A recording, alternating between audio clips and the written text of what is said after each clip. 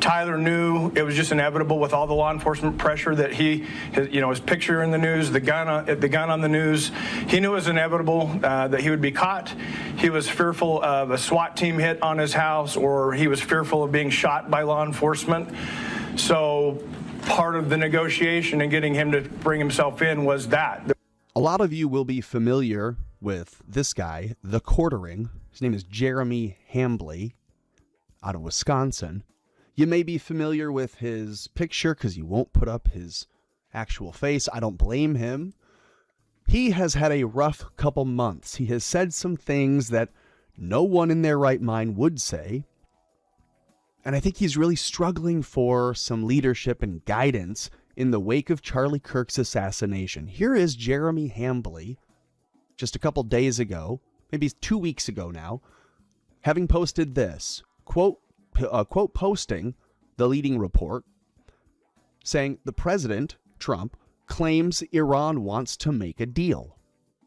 And his response, Jeremy Hambley of the Quartering, his response was, no deal. Just bury them, take their oil, and move on with our lives. What are we even doing here? And he doubled down saying LOL as a reply to his own post. People did not respond to that well. People correctly, rightly, admonished him for his insane post. I was one. You may notice his post has been deleted. It doesn't have likes and reposts anymore because he's deleted it. But all the same, I reposted it and ratioed him harshly and just pointed out to him he was calling for the genocide of 90 million people. The Persians, who just weeks prior he had claimed we needed to save. That if it were 3,000 Persian protesters or 30,000 Iranian protesters, didn't matter. They were the same people. We had to go and save them. That's what this war was for. Jeremy made this argument. Now Jeremy's making the argument that on the 23rd of March, we should turn Iran into a parking lot. And I reminded everybody that it was likely because Jeremy wanted more space for food trucks. So that's Jeremy in the last couple weeks. He's had a rough go. And anyone who points out that he is a hypocrite gets the same treatment that I have received. But it wasn't for not being able to sneak one more in on Jeremy. Jeremy had posted this on the 31st of March. He says, if Tyler Robinson was a patsy, why didn't the bullet recovered match perfectly to his rifle? It's a good question, but he doesn't want the real answer because it begs more questions. He wants it to be simply swept up and done away with Robinson being found guilty or dying, being accused without having a proof of not guilty, or as our justice system allows for, the reasonable doubt of guilt. I told Jeremy this, and yes, I did repost and like my own post. I said, I told you yesterday, Jeremy, if you need it explained, I am happy to lay it all out to you. But you simply remain willfully obtuse. They planned to have the public ID Robinson in a manhunt and then have him be killed in the subsequent FBI raid. His parents explained that's why they had turned him in the way they did. I continued, the rifle was found, supposed to be found, further pointing to Robinson being guilty, and they were going to then kill him during the attempt to arrest. He thought he was helping someone else plan Charlie's assassination and was made the bagman. Do you understand so far? That's what I had asked of Jeremy Hambley. Does that say that I claim anywhere to have made this up? No. In fact, I quoted the people who are claiming this. He says, quote, they planned on having him be killed in an FBI raid. Source, quote, I made this up. Now here's why I'm bothered by this. I would have let it go if you had just chastised me for my theory, but you claim, Jeremy Hambley, you incorrectly claim that I made this up.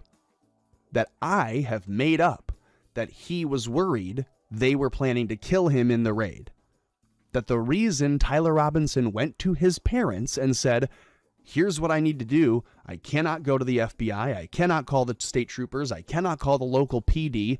I have to go to a retired law enforcement officer who trusts a local sheriff nearby, and we'll drive to there and we'll turn ourselves in there.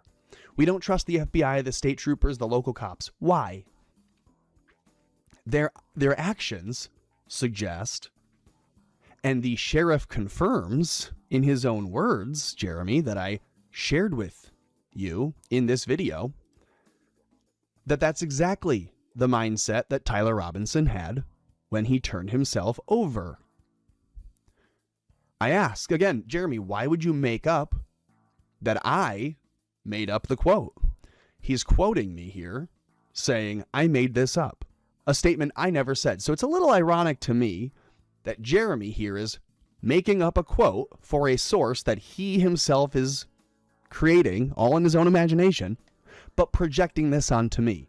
I have the video here of the sheriff stating, and we're going to watch it right now, stating that Tyler Robinson feared he would be taken hostilely and hurt, possibly killed, being arrested. And so he turned himself in the way that he did, through a parent connection to a retired law enforcement officer, a retired sheriff, who then worked with this sheriff who gave away too much of the story here in this statement. Here at the podium, on the day he was arrested, this sheriff says too much, and it's now why he has resigned, because he told us Robinson feared for his life and could not, if he thought he would be killed in the arrest, he wouldn't allow the FBI to come and raid his home. So he sought out a trusted law enforcement official who would not kill him on sight.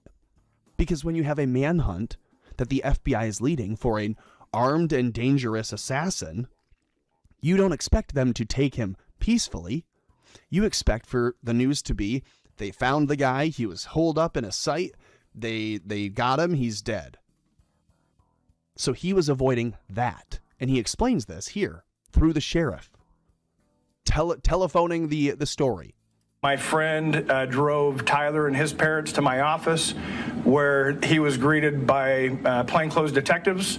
So that was part of the deal. Is Tyler knew it was just inevitable with all the law enforcement pressure that his picture in the news, the gun on the news.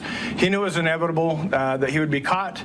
He was fearful of a SWAT team hit on his house, or he was fearful of being shot by law enforcement. So part of the negotiation and getting him to bring himself in was that we would treat it as delicate and as soft as possible to make him feel comfortable to where he would show up at my office, and that's exactly what happened. So Jeremy Hambley from the Quartering, that's the sheriff, Nate Brooksby, explaining from his firsthand experience Robinson's state of mind when he turned himself in. I didn't make that up.